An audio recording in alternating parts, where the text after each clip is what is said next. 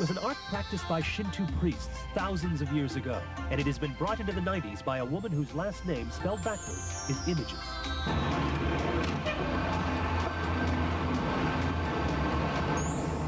Hi. Hi. Amy Lisagami? Yes. Let's go out to the studio where the action is. Tell us what we're going to see today. Painting on water. What's the Japanese name for it, though? Sumi Nagashi. When and where did this art form originate? 2,000 years ago in China. How did you learn how to do this? Wing it. You winged it. This is where you do the work, right in this vat here. Yes, I call it a tray. It's 2 inches deep, 4 by 4 wide. How much water's in there? It holds 15 gallons of water. So you have to empty what does trouble you before you can be creative. Are you empty right now? Very, very empty. And it's painstakingly, 1 drop at a time. Let it spread it out.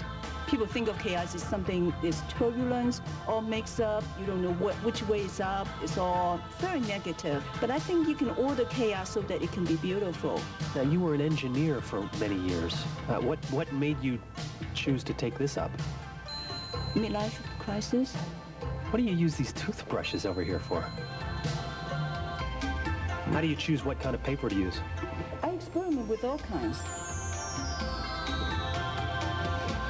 Now, it definitely changed a lot from when you started it to when the paper went in. Yes, you control some and you let go some. And I think the most dynamic work comes in that way. Then it's organic. How did you create that mountain effect? It looks like a mountain range of sorts. See, what happens is your eyes look at the black space and you say, oh, it's dark, which means shadow. And then your brain starts to compute and say, okay, if there's a shadow, there must be a difference in the height. It must be a mountain range then. This is not just water in this vat. It's you put something in the water, right? I use seaweed. You've heard of people doing their faces on Xerox machines. I wonder if you could do that with this process. Put your face onto the self-portrait in a way. Self-portrait. Amy, if somebody wants to view or purchase your work, what should they do? Come to the Fine Arts Building. And what's your phone number? 312-922-5811. Amy, I toast you. There's seaweed in the water.